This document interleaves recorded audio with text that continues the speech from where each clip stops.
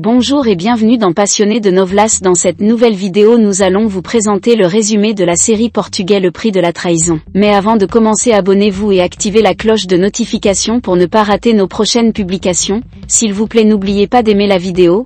Les amis, si vous aimez le travail que nous faisons, alors s'il vous plaît soutenez-nous avec le super thanks.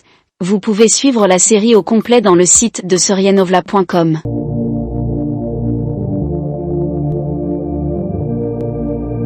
Ouro Verde, Le Prix de la Trahison, est une telenovela portugaise diffusée et produite par TVI, écrite par la nouvelle venue Maria João Costa. Il est enregistré au Portugal et au Brésil avec quelques scènes également enregistrées à Madrid. Terrain. Roré Monforte, Diogo Morgado, est un entrepreneur brésilien, propriétaire de l'Empire Ouro Verde, Brésil, l'un des leaders mondiaux du marché agricole.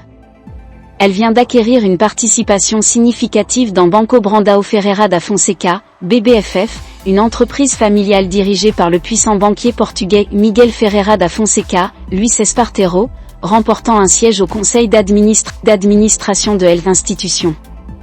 La nouveauté n'est pas bien accueillie dans la famille du banquier, qui soupçonne les véritables intentions de cet étranger. Roré Monforte est la nouvelle identité de Zé Maria Magalhães, qui a été tué il y a 15 ans et qui revient maintenant pour demander justice pour la mort de sa famille. João Magalhães, Paulo Pires, son père, était directeur financier de BBFF lorsqu'un scandale impliquant la banque a éclaté dans un stratagème compliqué de fraude et de détournement de capitaux. John est utilisé comme bouc émissaire lorsqu'il est accusé du coup d'État.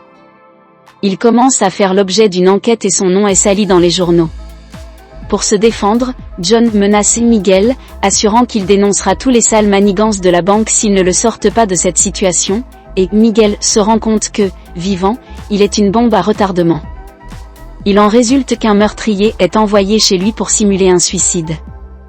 Il s'avère que sa famille, déjà partie par hasard, surprend le tueur et finit par mourir, à l'exception de Zé Maria qui, miraculeusement. Après 6 mois de coma, Zé Maria se réveille. Mais il est très confus à propos de la nuit fatidique.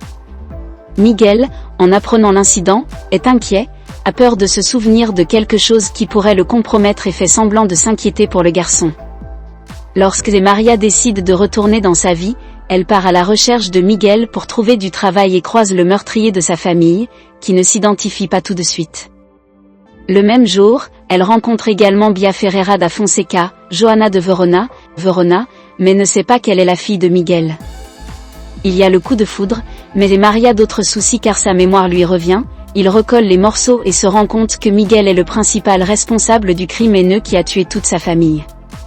Il se rend vite compte qu'il est en danger de mort et décide de fuir, mais non sans être à nouveau presque tué par le meurtrier, par chance de la vie, être sauvé par Bia.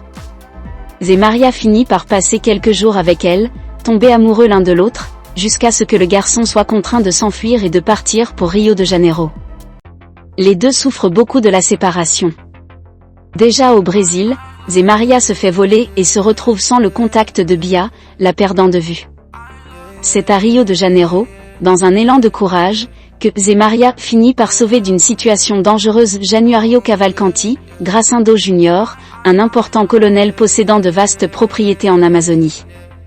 Cette rencontre improbable va changer sa vie, car cet homme, quelques mois plus tard, va l'accueillir et l'aider en lui donnant du travail comme pion à la ferme.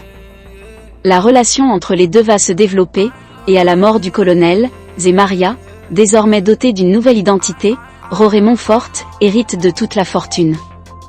Des années plus tard, plus puissant que jamais, grâce à la croissance du commerce du bétail et du soja, et déjà avec une position forte dans le BBFF, Roré décide qu'il est temps de retourner au Portugal et de régler ses comptes avec le passé. Votre famille doit être vengée. Roré veut laver le nom de son père et rendre justice à toute la famille décédée. Il veut voir Miguel Ferreira da Fonseca dans la misère, avec son nom obscurci dans les journaux. Les données sont publiées lorsque Roré est appelé d'urgence dans l'une de ses fermes, où il y a une forte protestation environnementale contre le groupe Ouro Verde.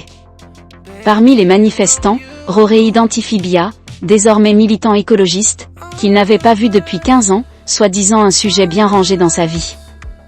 Le cœur de Roré s'enflamme en la voyant et il se rend compte que cette passion est loin d'être terminée. Maintenant, Comment va-t-il résoudre le fait qu'elle est la fille de l'homme qu'il est sur le point de détruire? C'est quelque chose qu'elle ne pourra jamais pardonner, car la vérité est que si Jorge détruit la famille Ferreira da Fonseca d'une manière ou d'une autre, il fera avec Bia la même chose que le banquier l'a fait avec Jorge dans le passé. Et voilà la famille, dites ce que vous en pensez dans le commentaire et dites-moi aussi quel acteur ou actrice que vous voulez voir dans la prochaine vidéo. Merci d'avoir regardé.